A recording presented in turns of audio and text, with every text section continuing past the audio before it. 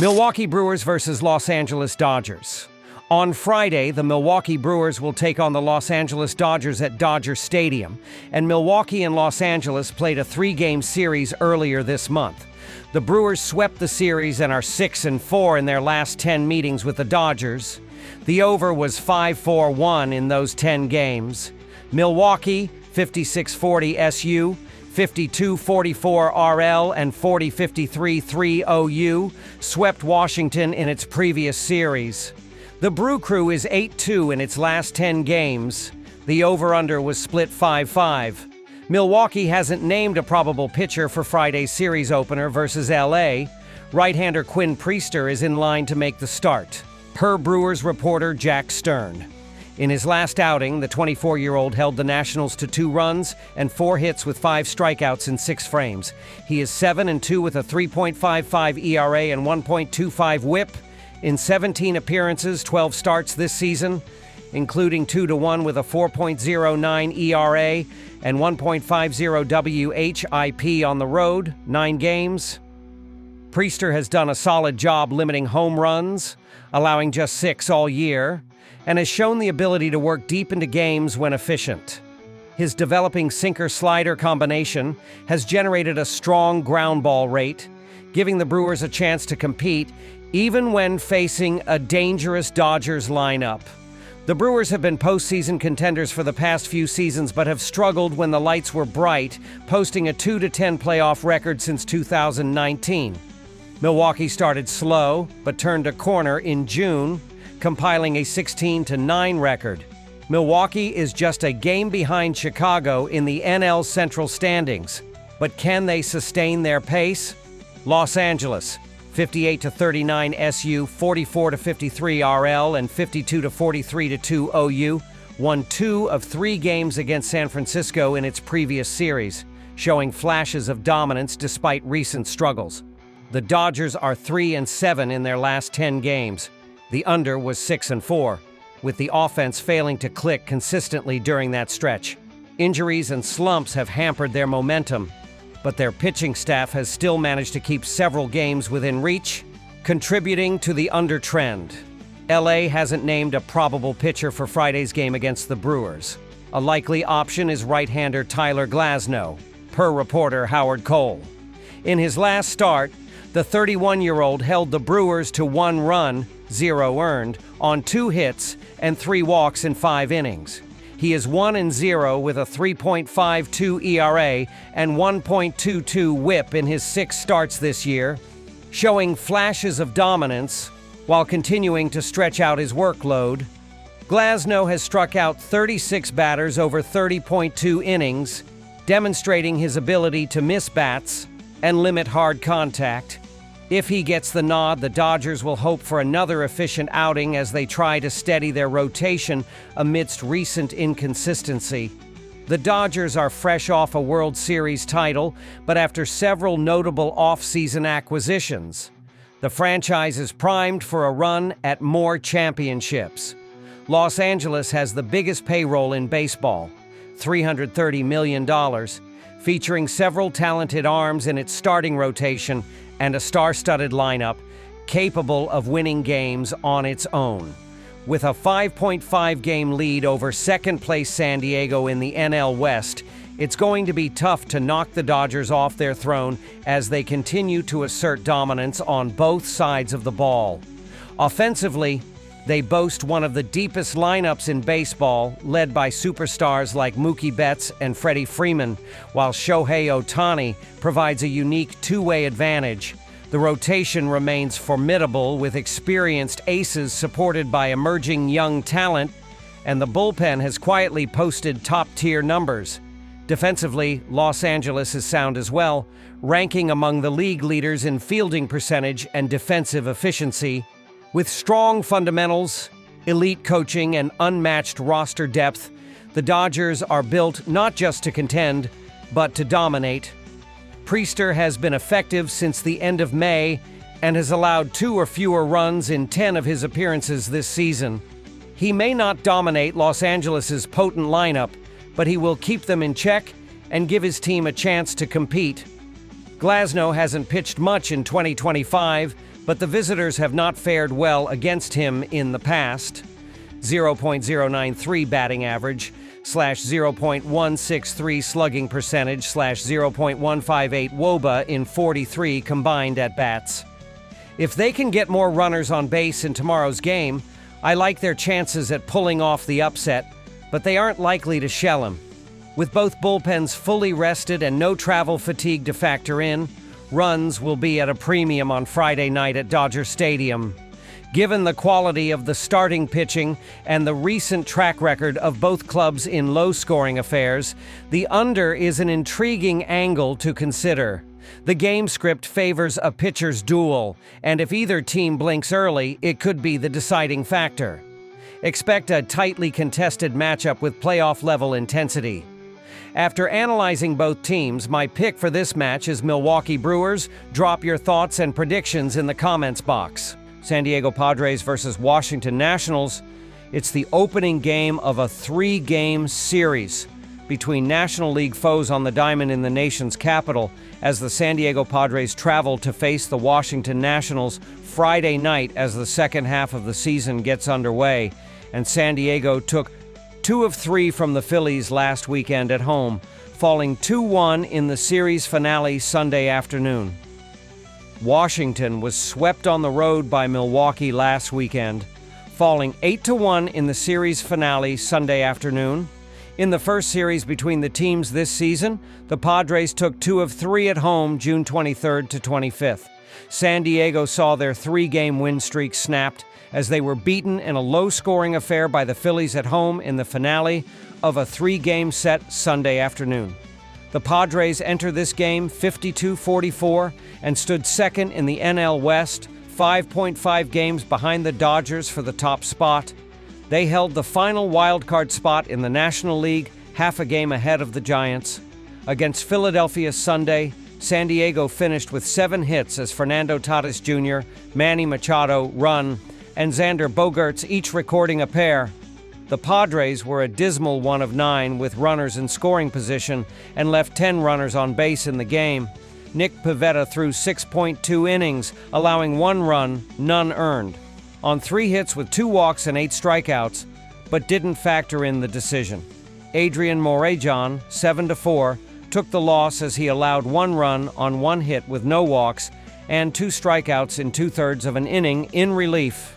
Dylan Cease is on the mound for the Padres as he makes his 20th start of the season in this contest.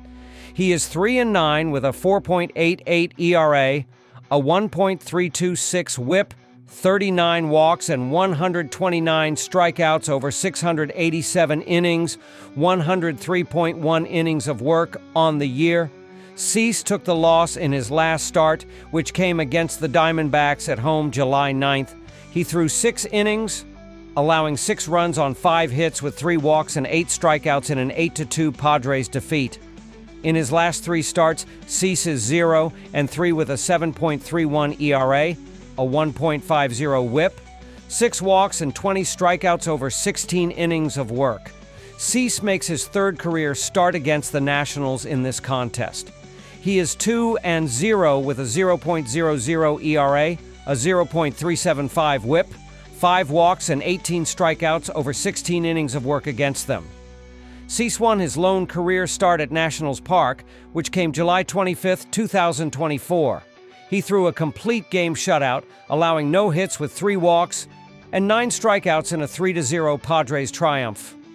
Washington limped into the All-Star break with 4 straight losses and 8 defeats in their last 9 games as they were swept by the Brewers in Milwaukee last weekend. The Nationals enter this contest 38-58 on the year and in the basement of the NL East, 17 games behind the Phillies for the division lead. They are 14 games behind the Padres for the final wild-card spot in the NL. Against Milwaukee Sunday, Washington was limited to 4 hits as no player had more than 1 in the contest. The Nationals were just 1 of 6 with runners in scoring position and left 5 runners on base in the contest. Jake Irvin, 7-5, took the loss as he threw 5 innings, allowing 3 runs, none earned, on 4 hits with 1 walk and 5 strikeouts. Mike Soroka is expected to get the ball for the Nationals as he makes his 14th start of the season in this contest. He is 3-7 with a 5.35 ERA, a 1.158 WHIP, 19 walks and 74 strikeouts over 67.1 innings of work on the year. Soroka took the loss in his last start, which came against the Cardinals on the road July 10th. He threw 4 innings, allowing 2 runs on 4 hits with 2 walks and 4 strikeouts in an 8-1 Nationals loss.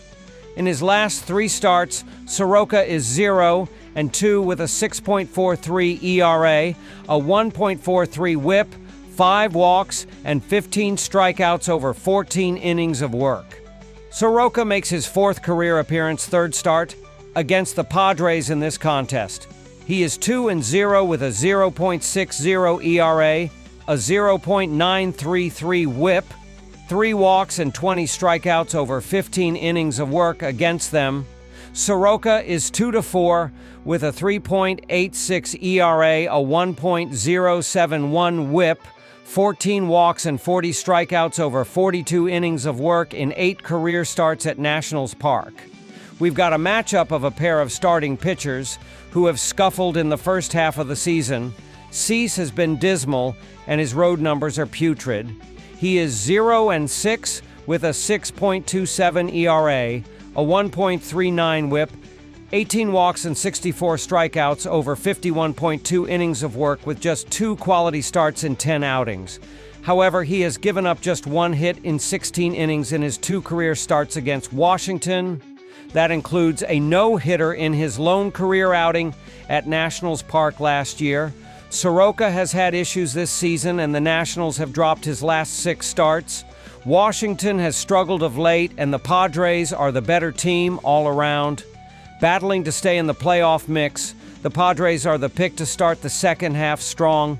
After analyzing both teams, my pick for this match is San Diego Padres ML.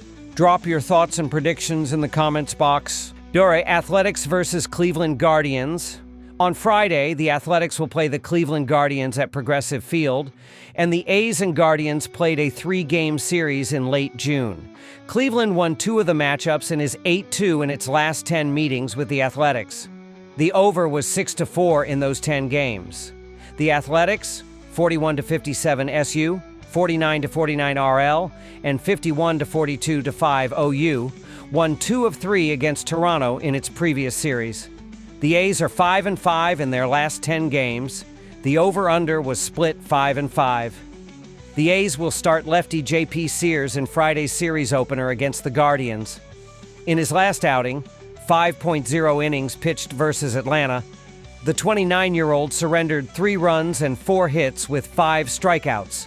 He is 7-7 with a 4.79 ERA and 1.25 WHIP in 19 starts this year, including 4-3 with a 4.14 ERA and 1.16 WHIP on the road, 10 starts.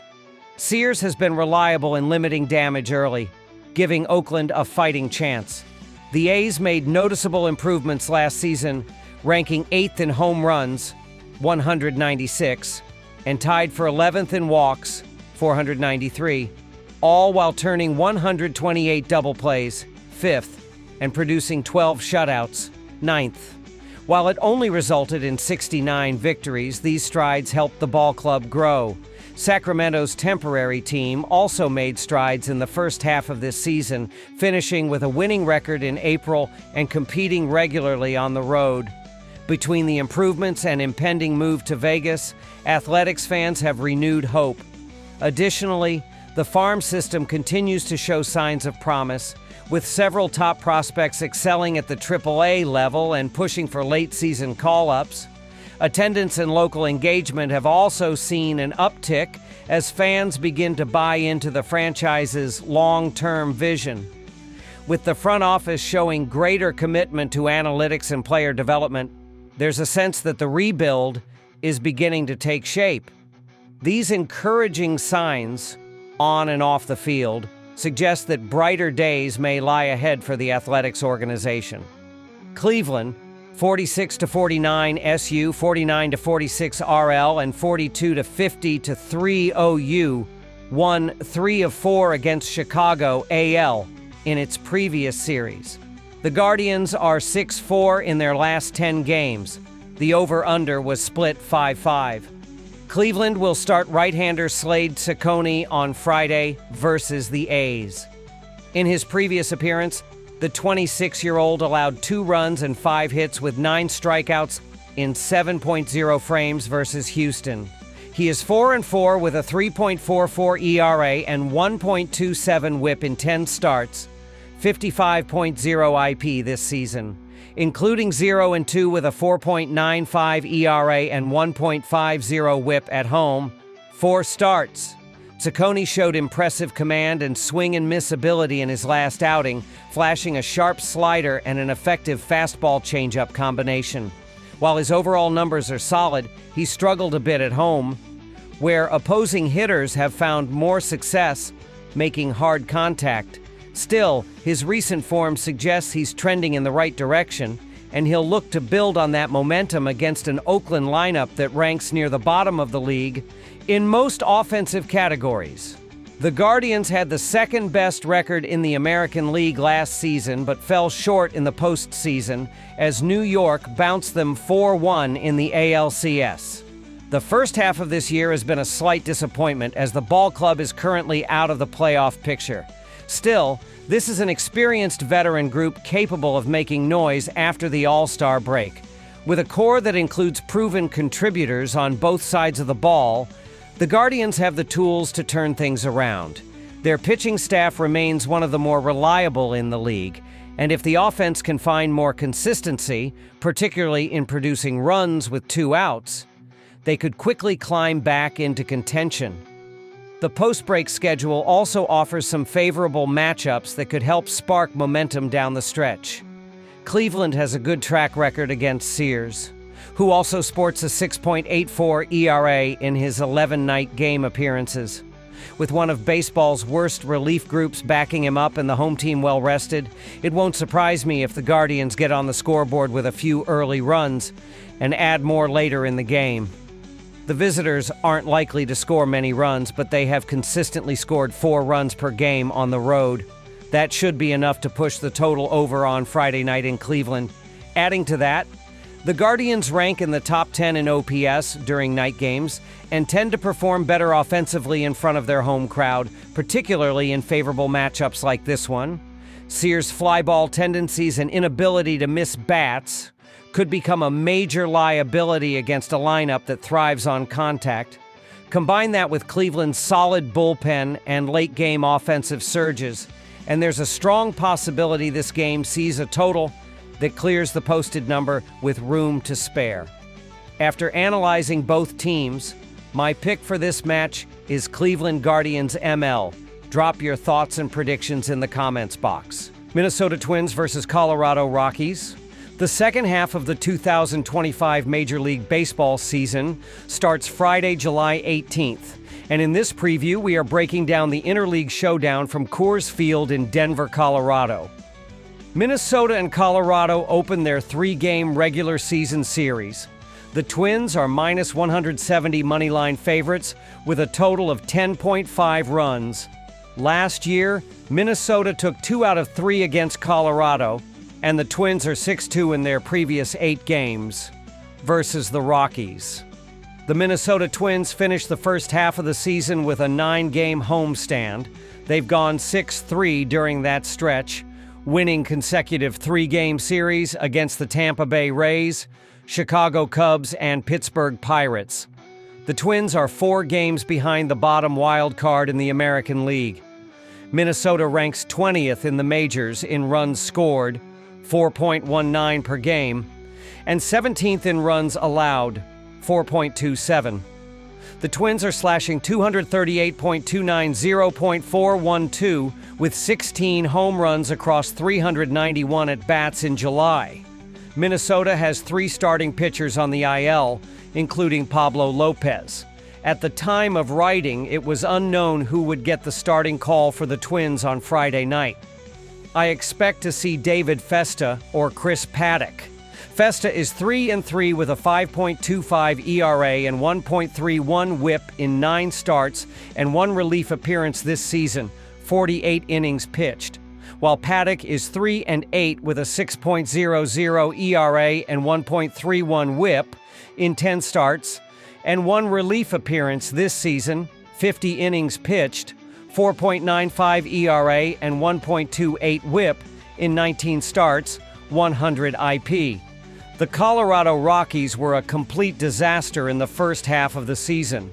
Fangraphs projects the Rockies to finish with a 48-114 record, and Colorado needs 20 wins in the second half to avoid tying the 2024 Chicago White Sox for the worst record in the modern era.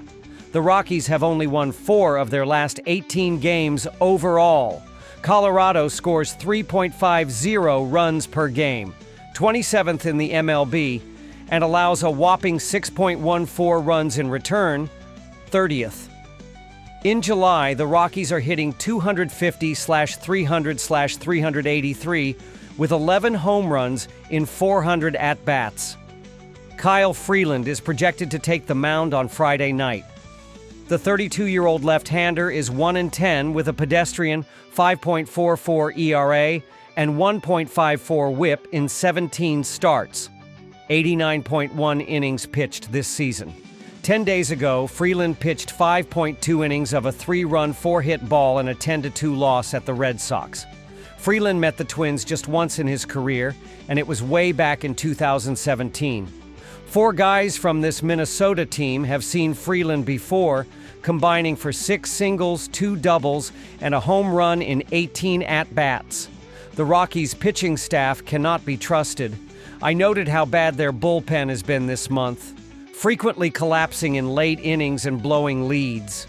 The Twins are very dangerous when hitting against the Southpaws, so Kyle Freeland will have a tall task to keep them quiet and avoid another meltdown on the road. Based on recent events, give me the over on the total. The Twins have had a few offensive outbursts lately. Last week, they beat the Cubs 8-1 in the opener of a 3-game series, and the Pirates 12-4 in the middle game of a 3-game set. Hopefully, the Rockies will find a way to add a few runs to the scoreboard. With Minnesota swinging the bats well, and Colorado's pitching staff ranking near the bottom of the league, this game has the potential to turn into a high-scoring affair early. I am going to lean on the Twins' offense to make a difference in this game. Minnesota is destroying left-handed pitchers in July, slashing .292/.385/.585 with a 1.66 WRC plus in 78 plate appearances, showcasing both power and plate discipline. Their lineup has been locked in against Southpaws, consistently producing extra base hits and working deep counts. Kyle Freeland has allowed at least 3 earned runs in 6 of his last 7 starts, and I don't trust him at all. His command has been shaky, and he's been vulnerable to hard contact early in outings. Given Minnesota's recent offensive surge and Freeland's ongoing struggles, it's difficult to see the Rockies limiting damage in this matchup. The Twins are in a great spot to put up runs and control the game offensively from the start. The Twins will almost certainly have a righty on the mound, and the Rockies are hitting just .22, 9.28, 4.344 with a 63 WRC plus against right-handed pitchers in July, indicating severe offensive struggles. Minnesota's relief pitching has been solid so far this month, notching a 3.06 ERA and 1.30 WHIP, showing their ability to close games effectively and limit late-inning damage. On the other side, the Rockies' bullpen has been a major liability, sporting an ugly 6.75 ERA and 1.85 WHIP in July, struggling with command and giving up too many base runners. That disparity in bullpen reliability could be critical in a close matchup, especially if it becomes a battle of late-game execution. Back the visitors in this contest as a result, as Minnesota's pitching depth and recent form give them a clear edge in multiple phases of the game. After analyzing both teams, my pick for this match is Minnesota Twins -1.5. Drop your thoughts and predictions in the comments box.